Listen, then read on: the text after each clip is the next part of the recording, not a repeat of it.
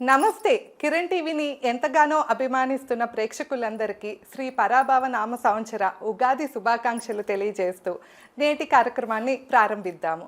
ప్రస్తుతం మనతో పాటు ఉన్నారు ప్రముఖ ఆధ్యాత్మికవేత్త, జ్యోతిష్య పండితులు చేబిఎం కిరణ్ శర్మ గారు. నమస్కారం గురుగారు. నమస్తే అమ్మా. అఖండ లక్ష్మీ ప్రాప్తిరస్తు.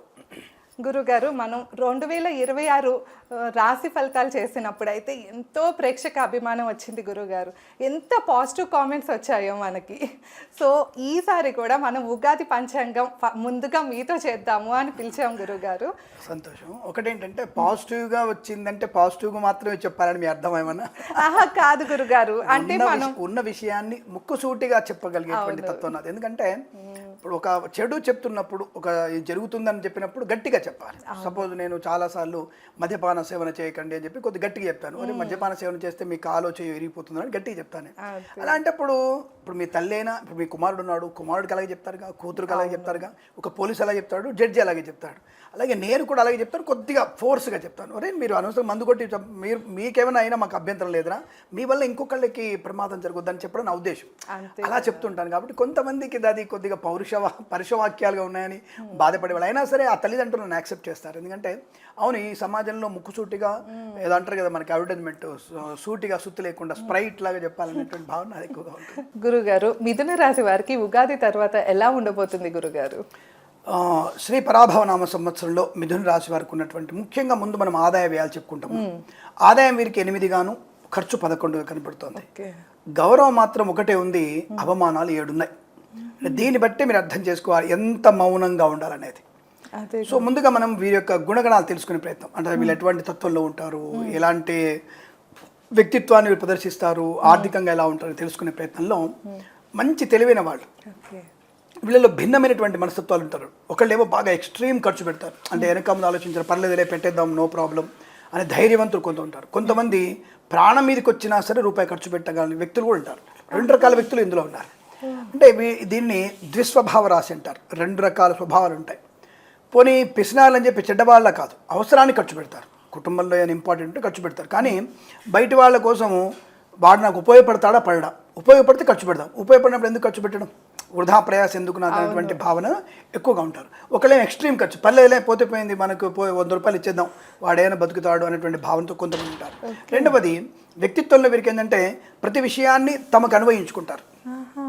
రెండవది అబద్ధాలు ఆడడంలో ముందుంటారు. చిన్న చిన్న విషయాలకు అబద్ధాలు ఆడేటువంటి, అంటే ఎస్కేపిజం అంటారు కదా, అది వీళ్ళలో ఎక్కువగా ఉండే ప్రయత్నం జరుగుతుంటుంది. సంపాదనల మెళుకువలు, జీవన శైలి బాగా ఉండడం, ధనికమైనటువంటి సంపాదన, విద్యలో రాణింపు వీరు కూడా అంతే. ఎందుకంటే బుధుడు రాష్ట్రాధిపతి కదా, ఈ మ్యాథమెటికల్గా వీళ్ళకి కూడా బాగుంటుంది. అంటే ఒక రకంగా సిఏలు, బ్యాంకింగ్ సెక్టార్లు, న్యాయ సంబంధమైనటువంటి శాఖల్లో వీళ్ళకి ఎక్కువగా ప్రియారిటీ ఉండేటువంటి అవకాశం ఉంటుంది. అంటే వ్యవసాయ క్షేత్రంలో కూడా ఉద్యోగులుగా ఉండగలిగే అవకాశం ఉంటుంది. బట్ టెక్నికల్ విద్యలో కూడా, అంటే కంప్యూటర్ సాఫ్ట్వేర్ రంగంలో కూడా వీరికి మంచి ప్రావీణ్యత పొందిన అవకాశం, విదేశాల్లో విద్యావంతులైనటువంటి అవకాశం కూడా ఈ రాశి వారికి బ్రహ్మాండంగా ఉంటుంది. బిల్డర్గా మారే అవకాశాలు కూడా, అంటే రియల్ ఎస్టేట్ రంగంలో కూడా వీరికి మంచి లాభాలు పొందుకునే అవకాశం. వాక్చాతుర్యం ఉంటుంది, తప్పించుకోవడానికి ఆ క్షణంలో ఏదైనా మాట్లాడతారు వీళ్ళు. అంటే పెద్ద అబద్ధాన్ని నిజం చేసి చూపిస్తారు, చిన్న మంచిని పెద్దగా చేసి చూపిస్తారు. అంటే ఆవగింజని అద్దలో చూపిస్తారు వీళ్ళు, అది చెడు కానీ మంచి కానీ, అంటే భూతద్దలో చూపిస్తారు. అటువంటి క్రియాశీలత వీళ్ళు ఎక్కువగా ఉంటుంది, విజయరాణింపు ఉంటుంది. రైతులు కూడా మంచి రైతులు కూడా ఉండేటువంటి అవకాశాలు బలంగా ఉంటాయి. అయితే మైనస్ ఏంటంటే వీరికి ప్రతి విషయాన్ని తమ శైలిలో చూసుకొని నిరుత్సాహపడడం, లేదనుకుంటే ఇది అవ్వలేని బాధపడడం, జరిగిన నష్టాన్ని బేరీజ్ వేసుకోకపోవడం. నష్టాన్ని బేరీజ్ వేసుకోరు, పోయిందిలే అనుకుంటారు. అలా పోయినవి చాలా ఉంటాయి వీళ్ళకి, కోట్లలో ఉంటాయి, అలా పోగొట్టుకునే కోట్లలో ఉంటాయి. కొన్నిసార్లు వీరు ఒక సంతకంతోనే వీరు ₹1,00,00,000 నష్టపోతారు కూడా. కానీ అటువంటి విషయాల్లో అజాగ్రత్తగా ఉండేటువంటి అవకాశం ఎక్కువ ఉంటుంది. ప్రతిదానికి ఒక పరిశోధనాత్మక, అంటే ఏదో మంచి చేస్తున్నాం అనుకుంటారు. వీరు చేసేటువంటి సిఐడి లాంటి పనులన్నీ కూడా కుటుంబాలు నాశనం చేస్తుంటాయి. అంటే ఆ ఇంట్లో ఉన్న వ్యక్తులకి నువ్వు ఇలా ఉన్నావు కాబట్టి ఇలా ఉంది, నీ కొంప ఇలా అవుతుందని చెప్పేసి వాళ్ళకి ఇన్ఫర్మేషన్ ఇస్తారు. ఆ ఇద్దరి మధ్య లేని సమస్యలు క్రియేట్ చేయగలిగే అవకాశం ఎక్కువగా ఉంటుంది. అది వీళ్ళకుండే లక్షణం కూడా. అంటే వీళ్ళు తెలియకుండానే మంచి చేస్తారు అనుకుంటారు, వీళ్ళ భావన మంచిదే కానీ అది చెడుగా మారే అవకాశం ఉంటుంది. అటువంటి తత్వంలో ఎక్కువగా ఉండే అవకాశం. రెండవది విద్యార్థి సగంలో వదిలిపెడతారు వీళ్ళు. ముఖ్యంగా వీళ్ళకి ఏంటంటే ఒక అగ్రికల్చర్ లాంటి కానీ దేంట్లో చేస్తున్నప్పుడు సినిమాల వైపు వెళ్ళిపోతారు. అంటే పనికిరానటువంటి వ్యవస్థ వైపు, అంటే తెలియని వ్యవస్థ వైపు వెళ్ళిపోతారు. వీళ్ళకి పనికొచ్చే వేరే ఉంటాయి, అది కాకుండా పనికిరానటువంటి వ్యవస్థలోకి వెళ్ళేటువంటి ప్రయత్నం కూడా వీళ్ళు ఎక్కువ చేసి జీవితాన్ని నష్టాన్ని చేసుకుంటారు. అప్పులు చేయడానికి వెనకాడతారు, ఎందుకంటే అప్పులు మాత్రం ఎక్కువ చేయడానికి భయపడతారు. కానీ కొంతమంది అనవసరమైనటువంటి డబ్బులు పోగొట్టుకునే తత్వం ఎక్కువగా ఉండడం వల్ల జాగ్రత్త. అలాగే వీరికి వ్యాధి అనేది కొంత ఇబ్బందికరంగా ఉంటుంది, అంటే యాక్సిడెంట్స్ ఎక్కువగా వీరికి అవుతూ ఉంటాయి. అంటే అజాగ్రత్త ప్రయాణం అని కాదు, ఇంకొకళ్ళ ప్రమాదం వల్ల కూడా వీరికి యాక్సిడెంట్స్ అయ్యే అవకాశం, కంటి సమస్యలు వచ్చే అవకాశాలు ఉంటాయి. అలాగే వీరికి ఉదర సంబంధించినటువంటి అనారోగ్యం, ప్రైవేట్ పార్ట్స్లో అనారోగ్యం వచ్చే అవకాశం, ఆడవాళ్ళకి కానీ మగవాళ్ళకి కానీ ఉండే అవకాశం. కొంతమంది స్త్రీలకి మాత్రం ఈ బ్రెస్ట్లో వచ్చేటువంటి గడ్డలు కానివ్వండి అవన్నీ కూడా కొద్ది ఇబ్బంది పెడతాయి. కాబట్టి ముందుగానే ఈ రాశి వాళ్ళు చూయించుకునే ప్రయత్నాన్ని చేయాలి. అలా చేస్తేనే వీరికి చాలా మంచిది, లేదా నష్టం. అంటే ప్రతి ఒక్కళ్ళకని కాదు, మోర్ దెన్ మిథున రాశి వాళ్ళకి ఇలాంటి లక్షణాలు ఎక్కువగా ఉంటాయి. కాబట్టి జాగ్రత్తగా ఉండే ప్రయత్నం చేస్తే చాలా మంచిది. బట్ విదేశాలకు కూడా శ్రీనివాసము, ధనయోగము, ఐశ్వర్యం కూడా బలంగా ఉండే అవకాశంగా ఈ రాశి వారికి మనం తప్పకుండా చెప్పవచ్చు. ఓకే గురుగారు, ఇప్పుడు ఎలా ఉండబోతుంది గురుగారు ఈ ఉగాది నుంచి ఈ రాశి వారికి? దాదాపుగా ఒకటి ఇందాక చెప్పుకున్నాం మనం, అవమానాలు ఎక్కువ ఉన్నాయి కాబట్టి అత్యంత జాగ్రత్తగా ఉండాల్సిందే. అందులోని వీరికి దశమ స్థానంలో శని మంచివాడు. వీరికి దశమంలో శని కొంతవరకు ప్రయోజనాన్ని ఇచ్చినంటే ఉన్న ఉద్యోగంలో అనుకూలంగా ఉన్న ఉద్యోగ అభివృద్ధి కోసం మాత్రం మీరు ప్రయత్నం చేయడానికి అవకాశం లేదు. ఉద్యోగం ప్రమోషన్, ఇంక్రిమెంటు, ఒక సంవత్సరం మరో సంస్థలోకి మారదాం అనుకునే విషయాన్ని ముందుకు మంది కలిగించాడు. ఎందుకంటే అనుకూలంగా లేదు. ఎందుకు అనుకూలంగా లేదు? జన్మస్థ గురుడు ఉన్నాడు వీరికి. జూన్ వరకు చాలా ఇబ్బందులు, అంటే గత సంవత్సరం నుంచే గత సంవత్సరం జూన్ నుంచి వీరికి ఇబ్బందులు ఎక్కువగా ఉన్నాయి.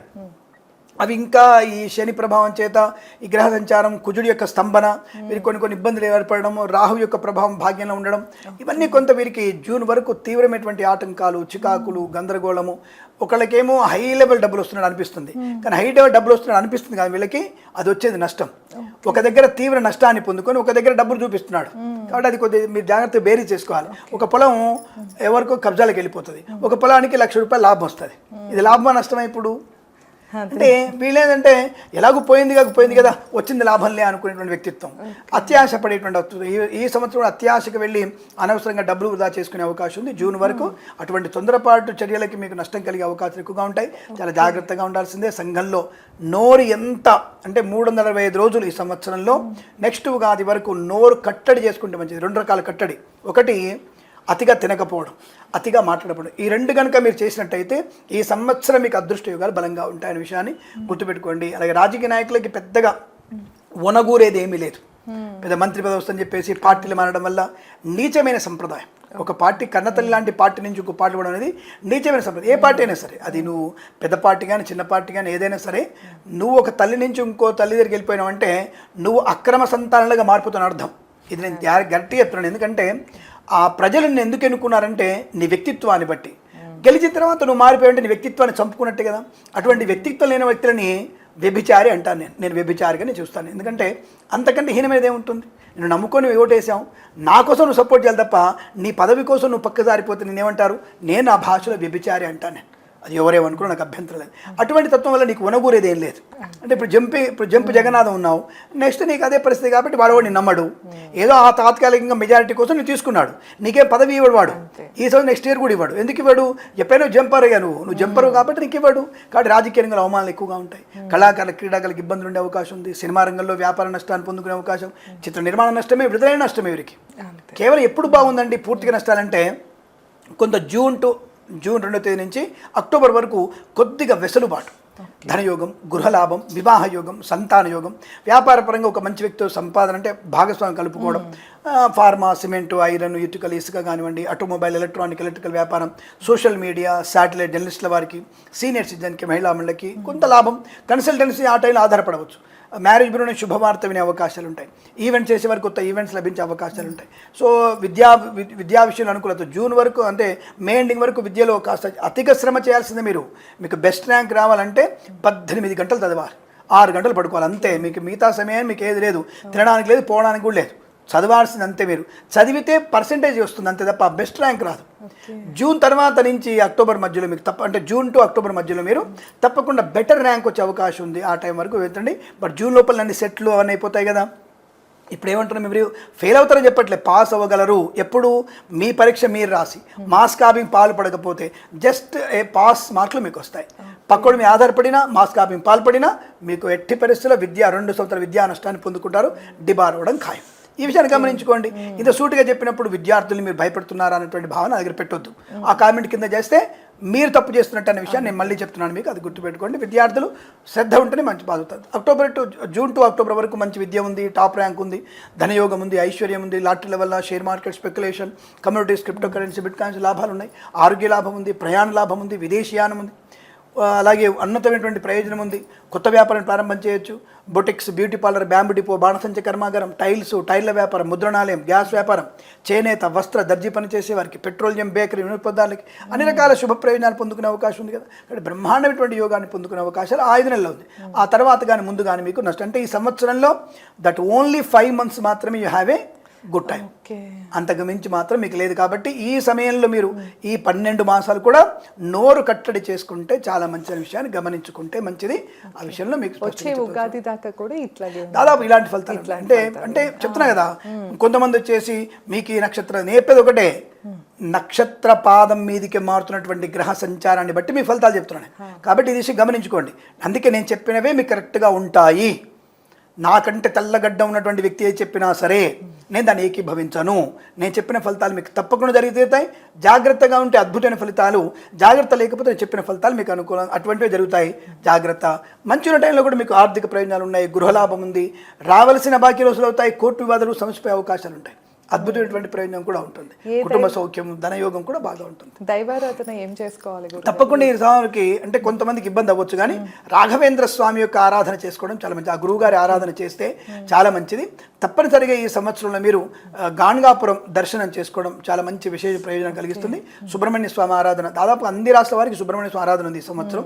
అలాగే మీరు లక్ష్మీదేవిని అష్టోత్తరం చదువుకున్న, లక్ష్మీ ఆరాధన చేసిన అనుకూలతను శుభ ఫలితాలు పొందే అవకాశం.